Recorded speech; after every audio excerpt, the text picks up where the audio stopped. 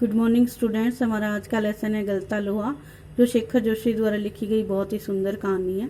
शेखर जोशी का जन्म हुआ था सन 1932 अल्मोड़ा उत्तरांचल में।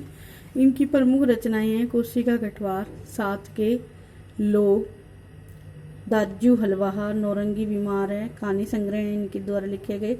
एक पेड़ की याद शब्दचित्र संग्रह है। कहानी गलता लोहा में दो ऐसे छात्रों के बारे में बताया गया है जो कि दोनों साथ रहते हैं, एक साथ पढ़ते हैं। एक बहुत इंटेलिजेंट होता है और दूसरा जो है वो बहुत कमज़ोर होता है, परंतु जब वो युवावस्था में आते हैं तब तक इनकी परिस्थितियां जो है बिल्कुल विपरीत हो जाती हैं। दो छात्र होते हैं, एक का नाम मोहन होता है, दूसरे का नाम धनराम होता है। मोहन के पिता का नाम होता है वंशीधर, जो कि एक पंडित होते हैं और पुरोहिताई का ही काम करते हैं। और धनराम के पिता का नाम होता है गंगाराम और वो करते हैं लोहार का काम। तो जो मोहन होता है उसको जो उसके मास्टर जी त्रिलोक सिंह वो बहुत पसंद करते हैं, क्योंकि वो इंटेलिजेंट होता है। जब कोई भी छात्र क्लास में जवाब नहीं दे पाता है किसी प्रश्न का, तो उस प्रश्न का जवाब जो है वो मोहन जल्दी से ही दे देता है।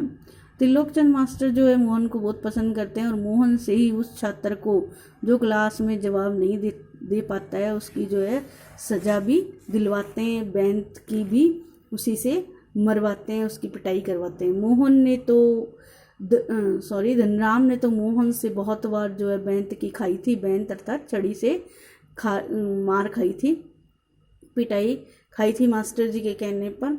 और मास्टर जी का एक नियम ये भी होता है कि वो उसी बच्चे से कई बार उसी बच्चे से भी छड़ी मंगवा लेते हैं जिस बच्चे को पनिशमेंट सज़ा मिली होती है, और उसी के लाए हुए डंडे से उसकी पिटाई करते हैं। ये जो है त्रिलोक सिंह मास्टर का जो सामान्य नियम ही होता है एक तरह का ये। और वो धनराम को तो मंद बुद्धि का ही कहकर हमेशा पुकारा करते थे, बुलाया करते थे, और मोहन के लिए हमेशा यही कहा करते थे कि एक दिन ये बड़ा होकर बहुत बड़ा आदमी बनेगा। तो क्योंकि वो इंटेलिजेंट था तो हमेशा उसके लिए यही बोलते थे। तो जो धनराम है वो कमज़ोर होता है, तो उसके पिता जो होता है टाइम रहते ही यानी छोटे में ही उसको जो है दुकान पर बिठाने लगते हैं और अपना काम सिखाने लगते हैं। तीसरी क्लास तक पढ़ने के पश्चात उसको एकदम दुकान में बिठा लेते हैं, पढ़ाई उसकी छुड़वा देते हैं, और एक दिन वो बड़ा लोहार बन जाता है और अपने पिता की जगह पर बैठकर काम करने लगता है। परंतु जो मोहन होता है वो बहुत इंटेलिजेंट होता है, तो उसके पिता जो है उसे आगे पढ़ाने के बारे में सोचते हैं। जब वो यहाँ के अपने गाँव के स्कूल की जो है पढ़ाई कर लेता है पूरी, तो उसके पिताजी जो है पास के गांव में उसको पढ़ने के लिए भेज देते हैं। लेकिन वहाँ पर पढ़ने के जाने के लिए उसके सामने एक बहुत बड़ी समस्या है, एक नदी। उसको पार करके उसको जाना पड़ता था। वैसे तो वो रोज़ चला जाता था क्योंकि और भी छात्र जाया करते थे वहाँ पर, परंतु बरसात के दिनों में बहुत ही मुश्किल होती थी, कठिनाई होती थी, क्योंकि वो नदी जो है उसमें बाढ़ आ जाती थी।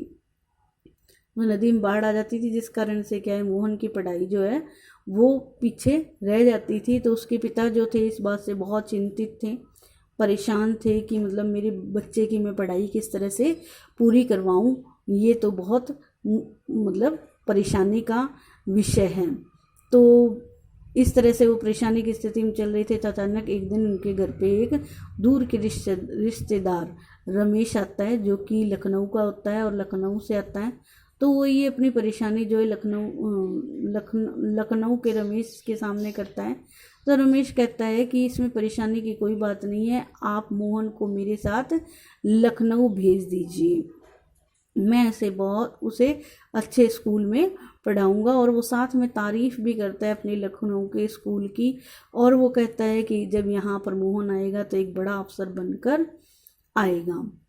तो उसके पिताजी, मोहन के पिताजी जो होते हैं वो मोहन को वहाँ भेजना चाहते हैं और भेज भी देते हैं। मोहन उन्हें बहुत मना करता है, नहीं जाना चाहता है, लेकिन उसके इच्छा के विरोधी उसको भेज देते हैं। और होता ये है कि जब वो वहाँ पर चला जाता है, लखनऊ चला जाता है, तो उसे एक सीधे से साधारण से स्कूल में दाखिला दिला दिया जाता है।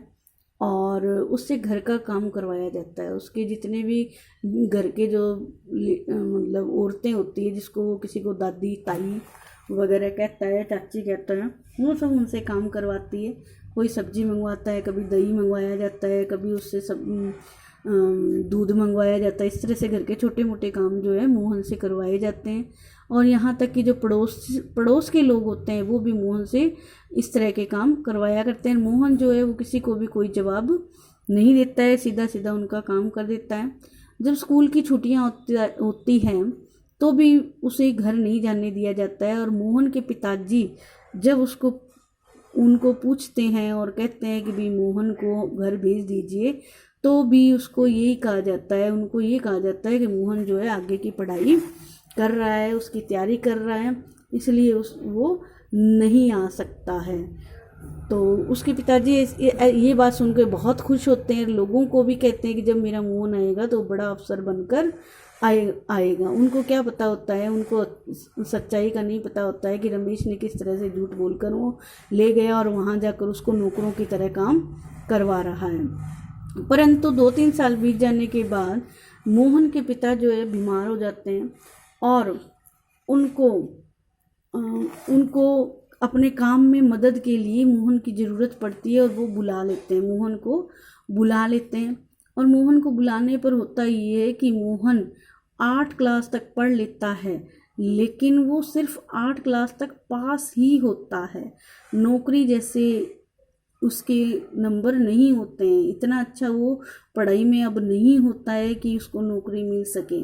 और दूसरे कामों में भी इतना होशियार नहीं होता है, उसे कोई भी कला नहीं होती है। ना तो वो पंडिताई कर सकता है और ना ही वो खेती का कोई काम कर सकता है। तो मोहन को उसके पिताजी अपनी मदद के लिए बुलाते हैं, लेकिन मोहन ऐसा होता है कि वो अपने पिता की कोई भी मदद नहीं कर पाता है।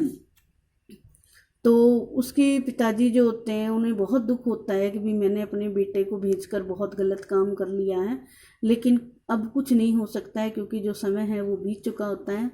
तो एक दिन उसके पिताजी जो होते हैं मोहन को एक छड़ देते हैं और कहते हैं कि ये छड़ जो है वो सीधी कराकर ले आ।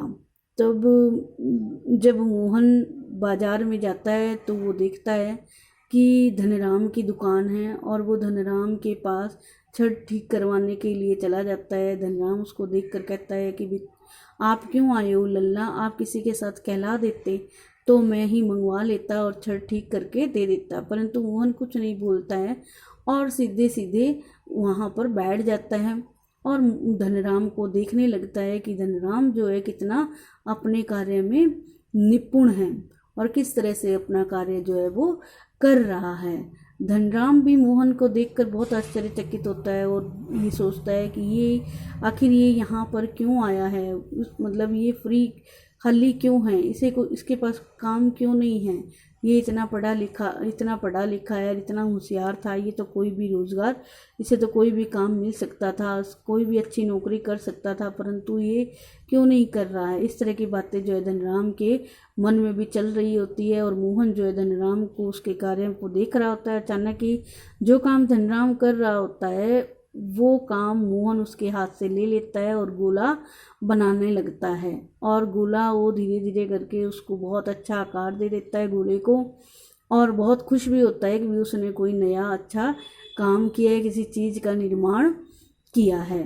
और ये काम करते करते वो धनराम को अपनी पुरानी बातें, त्रिलोचन मास्टर की बात याद दिलाता है और कहता है कि त्रिलोचन मास्टर है या नहीं है, गुजर गए हैं।